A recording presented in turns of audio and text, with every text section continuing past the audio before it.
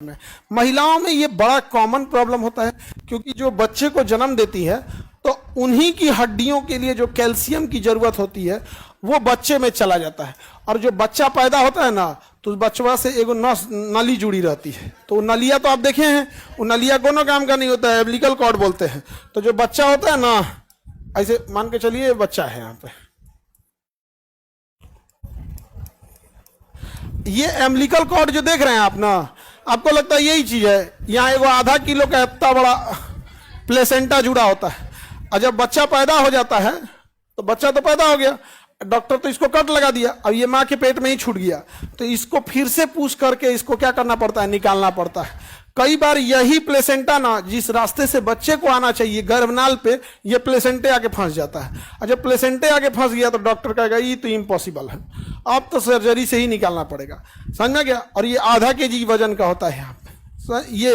तो एक बार जब बच्चे का डिलीवरी हो जाता है फिर इसको हटाना पड़ता है। ये माँ के शरीर से पकड़ा हुआ रहता है, जब उखड़ता है ना तो माँ के पेट को वहाँ घाव बना देता है अंदर, इसलिए उसको घाव भरने की दवा दी जाती है, घाव बना देता है। और ये माँ के पेट से जुड़ा होता है तो अंदर, तो माँ जब कोई महिला गर्भवती होती है उसके पेट में दो चीज मिलेगा, एक बच्चा और एक प्लेसेंटा।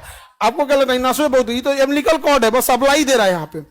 इसको सांस लेना होता है ना, तो ये माँ के पेट से जुड़ा है। और हमारा जो सांस लिए हैं वो अल्टीमेटली ब्लड में गया है, फेफड़ा में गया है, फेफड़ा से सांस कहाँ गया, ब्लड में। तो ब्लड में ऑक्सीजन है कि नहीं है ऑक्सीजन है। तो ये प्लेसेंटा उसमें से ऑक्सीजन वाले लेके बचवा को दे देता है। ये नाक से सांस नहीं लेता है, डायरेक्ट है, क्योंकि सांस की जरूरत फेफड़ा को है कि ब्लड को है। फेफड़ा बाहर में जाए जरूरत नहीं, फेफड़ा तो वह एक ऐसा जगह है जो डस्टबिन का काम कर रहा है, जिसमें हवा गया, फेफड़ा केवल नाइट्रोजन अलग करता है, CO2 अलग करता है, जहरीली गैस अलग करता है, शुद्ध ऑक्सीजन को ब्लड को मिला देता है। यानी आपको पता है कि सांस लेते हैं तो केवल ऑक्सीजन चाहिए। हमारे पास हाथ पैर में ऐसी कोई सिस्टम नहीं है जो केवल ऑक्सीजन छांट सके, इसलिए हम सीधे हवा भर लेते हैं और उस हवा में से नाइट्रोजन अलग करना, CO2 अलग करना, हाइड्रोजन अलग करना किसका काम है, फेफड़ा। और उसमें जो ऑक्सीजन बच गया वो किसमें मिला देता है, ब्लड। यानी शरीर में अगर शुद्ध ऑक्सीजन चाहिए तो कहां मिलेगा, ब्लड में। कहां मिलेगा, ब्लड।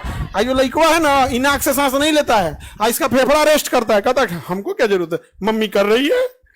इसकी माता ने पूरा फेफड़ा साफ किया और ऑक्सीजन को कहां मिलाया, ब्लड में। और उसका ऑक्सीजन में प्लेसेंटा खींच के किसको चढ़ा दिया, बचवा को।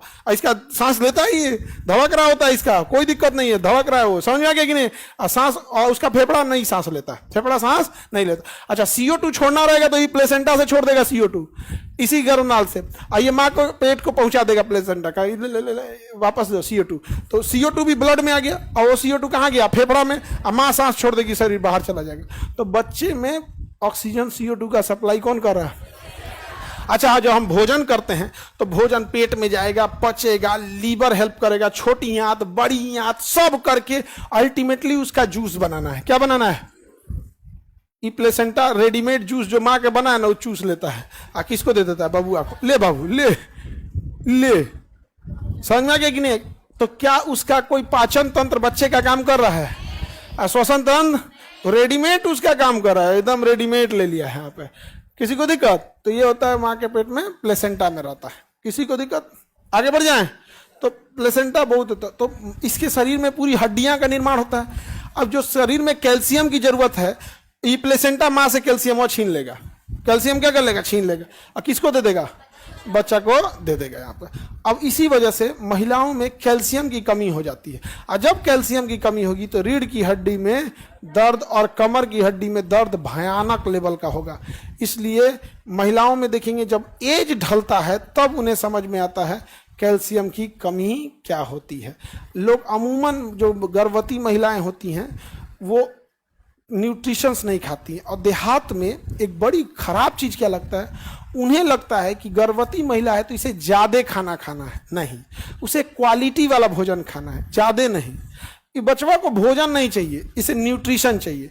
अब आप बताओ, एक थरिया दाल भात चोखा खाओ तो अल्टीमेटली वो माँ के पेट में जाएगा, उससे पाचन होगा, उससे जूस निकलेगा। अब एक थरिया भोजन से और 2 फल से, 2 सेब खा लो और एक थरिया दाल चावल खा लो, मतलब ज्यादा न्यूट्रिशन वैल्यू किसमें है, फल में। तो बचवा को भोजन चाहिए या न्यूट्रिशन, तो ज्यादा खाना का मतलब नहीं है। कैसा होना चाहिए? न्यूट्रिशन होना चाहिए। क्या होना चाहिए? न्यूट्रिशन। जितना न्यूट्रिशन मिलेगा इसका प्लेसेंटा ले लेगा और किसको पहुंचा देगा? बच्चे। पहले माँ के शरीर से कौन बाहर आता है? बच्चा। फिर उसको क्या किया जाता है? एम्बिलिकल कॉर्ड काट दिया जाता है, उसको बांध के इसमें बांध दिया जाता है, वरना पूरा ब्लड फ्लो बाहर आने लगेगा। उसको डॉक्टर बांध के वहीं दे देता है, चिपका देता है उसके ऊपर। और जब सूखने लगता है तो एगो जॉनसन बेबी का छोट पाउडर आता है, तो दे देगा इसे। एगो इतना छोटा सा पाउडर रहेगा और उस पर इसे छिड़कने के लिए दे देगा। नाभि पे क्या करते रहे? छिड़कते रहे। और देहात में ना जो छिड़कते हैं लोग, तो 10-15 दिन बाद वो नाभि झड़ जाता है, क्योंकि उसका सप्लाई अब कट गया, बांध दिया, झड़ गया। तो उसकी माँ बड़ी ध्यान से रखती है, क्योंकि देहात में कहा जाता है कि असली टोना जो करता है सब ना नाभि पे होता है। अगर उस पर, देहात में ही कहावत, अगर उस पर टोना कोई कर दिया जीवन भर वो कष्ट में रहेगा, ऐसे देहात में कहता है लोग। हाँ, रावण का भी कहाँ था? नाभि में ही था। तो देखना ना गांव में महिला सबका, और जब उसके बच्चा को एकदम ध्यान से रखेगी, और जब तक वो नाभि में है वो माँ बचवा को किसी को देबे नहीं करेगी। ऐ सबका ध्यान ज्यादा दादी रखती है। दादी क्योंकि बूढ़ी है, अब वो एक तरह देखे वो एम्पायर की रोल में आ जाती है। अब वो क्रिकेटर के रोल में नहीं है, एम्पायर के रोल में एकदम ध्यान देती है। अब किसी को नहीं देंगे, 5 मिनट देंगे। हाँ देखा तो बबुआ के बोल बा, हाँ एकदम बाप पे गई बा, एकदम माही पे गल, देखा हाँ ले लेगी इससे साथ ने ना, अभी बचले बाप पे गई भाई ऐसे। जब उसका नाभि झड़ जाएगा छोटा सा वहां पे, अब उसको भोरे भोर जाके, अब कहीं खेत उत में कोई देखे नहीं, गड्ढा खोद के पात्रे उसमें डाल के धाप दे। तुम लोग को पता है कि नहीं? तुम सोच रहे हो तुम लोग को ना खेल कूद सही से आता है, ना कुछ पता है, ना पढ़ाई किया है, मतलब सब गांव में ऐसे ही होता है। हाँ, और जब वो झड़ जाएगा ना भी हो जाएगा, अब तब देखिए कोई मांग ले खिलाएगा तो अरे बाबू, तब उसकी माँ दादी किसी को दे देगी, बस कहेगी तनी गर्दन में हाथ लगा लिया, तनी गर्दन में। तो छोट लेकर रहेगा ना तो ऐसे लिया जाता है, वरना उसका जो सर्वाइकल हड्डी होता है मजबूत नहीं होता, लाभ से ऐसे लटक जाएगा। ऐसे सर्वाइकल पतला होता है, वो ना इतना बड़ा भारी मुंडी नहीं रोक पाएगा, तो ऐसे ऐसे सीधा खड़ा करेगा ना ऐसे गिर जाएगा।